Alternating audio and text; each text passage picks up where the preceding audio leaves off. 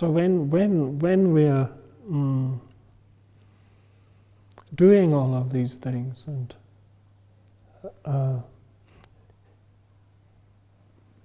our brain kind of is functioning in a way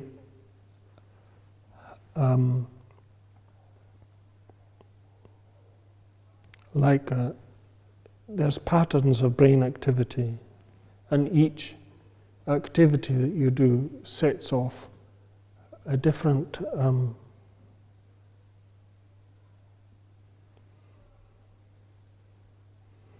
patterns in the brain between the different networks and cells in the brain. And usually the patterns are specific to whatever it is you're doing. But they can also link up and help you. And so there are shifting, these patterns, they're continually shifting and on the move, you know. And for a short period of time, one pattern is predominating. In other words, you can only do one thing at a time, contrary to all of this idea of multitasking. But these patterns, they're continually changing and continually shifting, continually evolving, because the more you do something, then the more that particular group of neurons, it's like you go to the gym, you know, and you start building up muscle, you know, and things like this. So these the things that we're doing affect your brain. And as we already know, there are different modes that our brain can be in.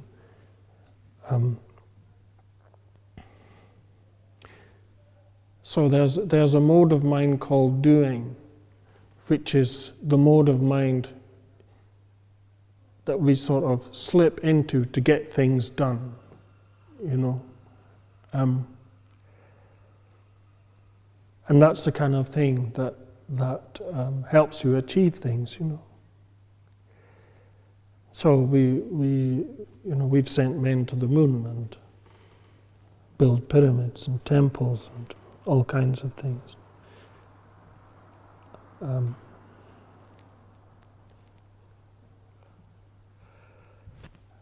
So these are the external things, but internally, equally, we're talking about our moods, you know, and how we are as people.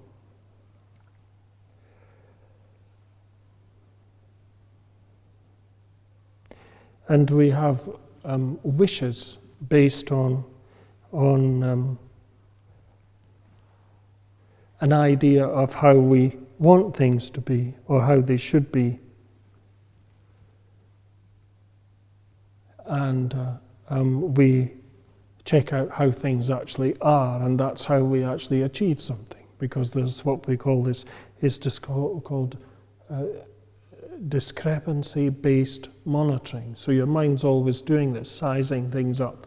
What do I need to do to get from here to here, or to achieve this thing, you know?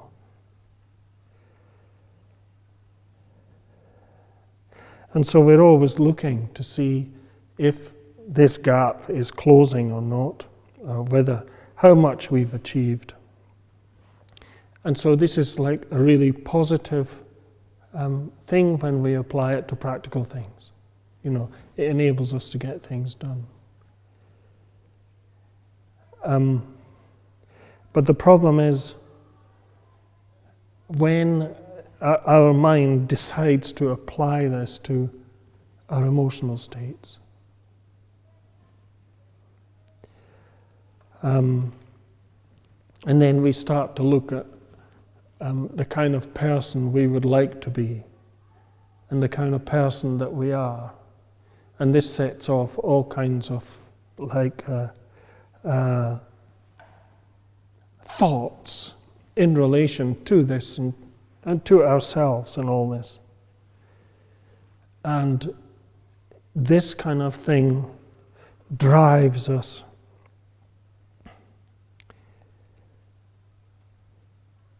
And if we can't find a solution to what it is that we're trying to seek, then it just triggers over and over and over. And so that's why when you're concerned about something, for instance, it just keeps coming back, doesn't it? Have you noticed? Yeah. Endlessly keeps coming back. And then if you look a bit further, then you begin to see like there are patterns to your behavior, you know. And that these things have, if you like, put themselves together over a period of time.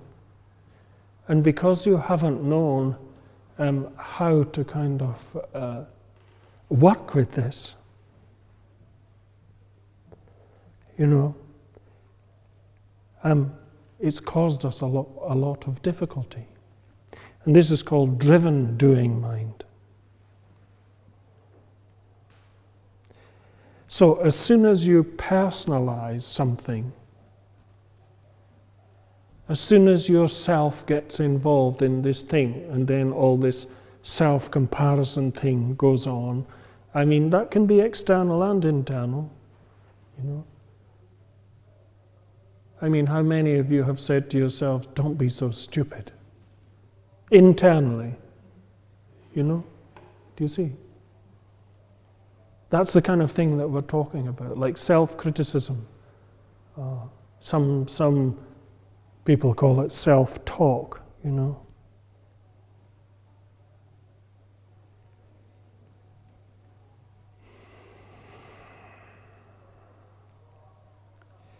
And so this comparison, you know, of don't be so stupid, for instance, you know, you're comparing yourself to how you think that you should be and the reality of the situation, you know. So there's a discrepancy there, and this causes us a problem. And we continue to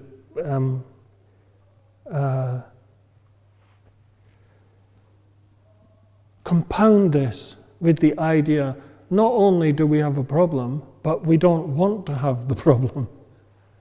You know, how many times have you had this stuff coming up in your head and you go, oh no, I just don't want to feel like this, or I don't want to think like this, or I don't want to be like this. Or, do you recognize these things? Yeah. So this is what we're talking about. And then, of course, we can go into, it can get quite serious, you know.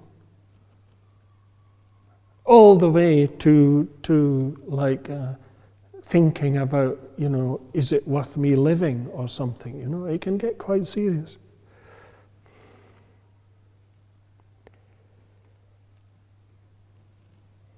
And not only that, there's a commentary going on in our heads about it.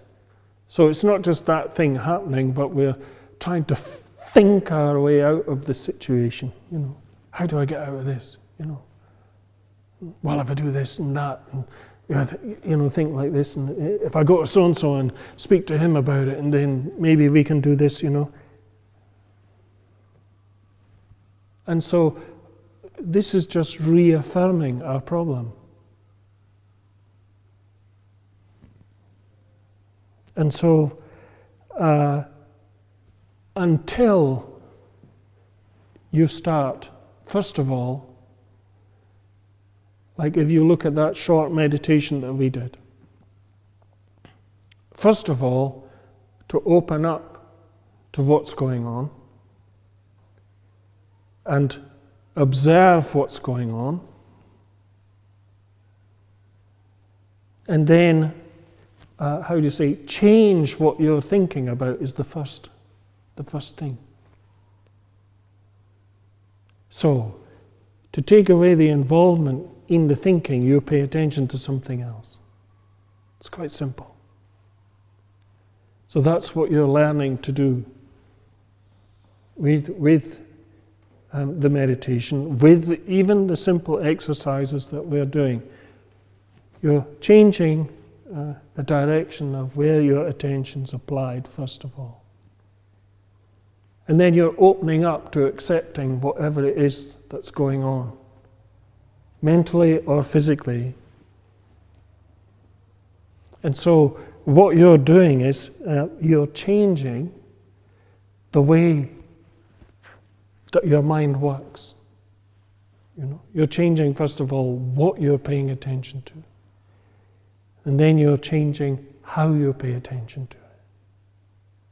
You're opening up to accepting it,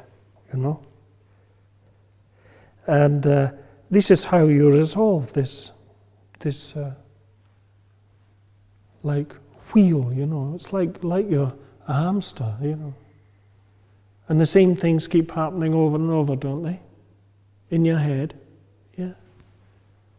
You see? So those same things are the habits that you've got into. They started off with you just doing something once. And then, depending on the outcome and how you felt about it, you might do the same thing again. Do you see? Then you do it again. And so what you're doing is building up a habit. So there's two ways of looking at this. You can build up habits that are going to help you work with this, or you can be stuck in a habit itself, which is really of no help, no use to you whatsoever, And so that's what we're working with in the practice. You're changing how you pay attention. You're changing what you pay attention to. And then eventually you'll change the relationship you have with what's going on in your head. So moving from changing what you pay attention to being able to observe what you're paying attention to, and then to being able to just allow whatever in the spaciousness of your mind. So that's how the practice works. That's it in a nutshell, and that's what we're doing. We're looking at different ways of doing this in our daily lives. Like when you brush your teeth, pay attention. When you start to eat your meal, pay attention. Pay attention for as many spoonfuls as you feel that you can. Do you see? Pay attention to your walking. Pay attention to your standing. Pay attention to your sitting. Do you see? And if you're clever, then you can keep changing how you're doing it. Because we all know that boredom sets in. What's boredom?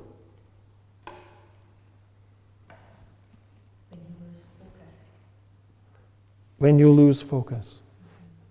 It's when you want something to be other than the way it is. And avoidance. Yeah. So what your mind is trying to do is avoid what you're doing. So even you get bored, you should have a look at it. Do you see? So sometimes you will get bored. I remember once I ended up in the black hole of boredom. I couldn't believe it was so intense,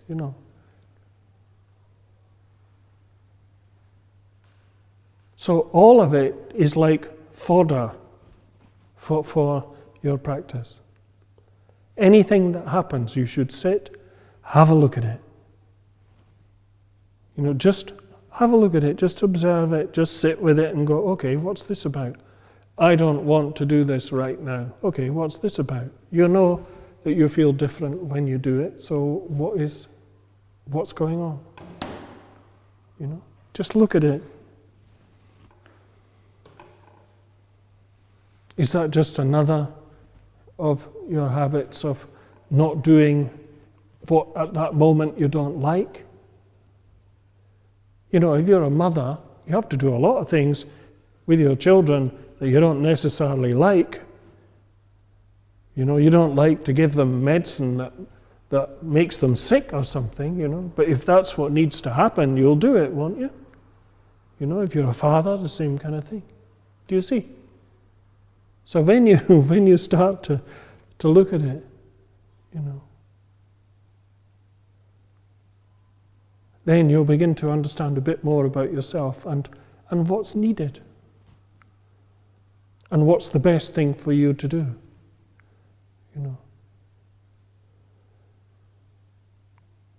There's the story about the person, man or a woman, they're sitting doing their meditation, and into their minds comes the idea, which is quite appropriate right now.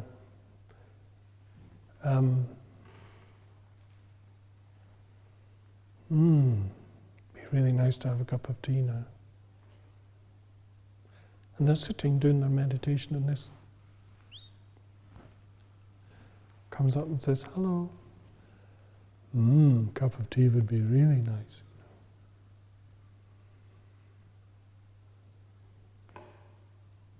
What kind of tea? I think mint tea would be nice tonight, yeah. That'd be really nice.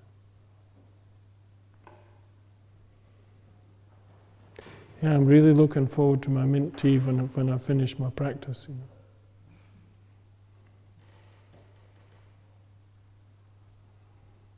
What's 10 minutes?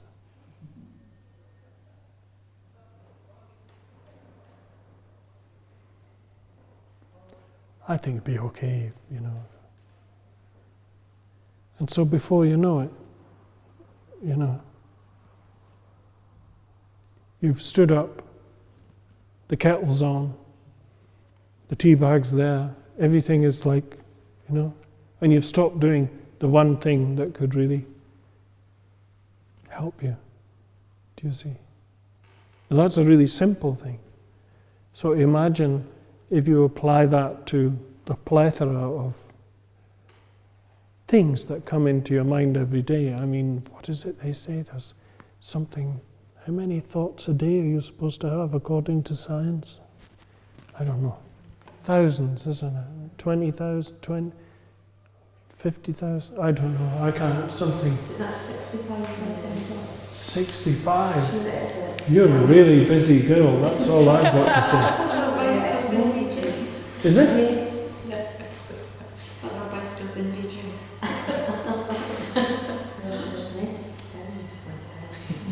So do you see? So this is like happening like all the time, I'll just leave that, I'll go and do this, Distraction the whole time. So anyway, I won't keep you any longer. You can go and do your tea drinking practice and